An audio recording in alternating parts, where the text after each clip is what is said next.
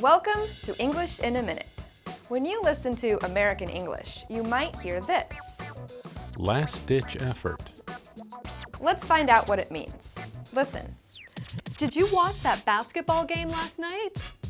Yeah, that shot at the end of the game was a real last-ditch effort to try and win. But it's hard to make the basket from that far away. Too bad he didn't make it. He could have won the game for the team.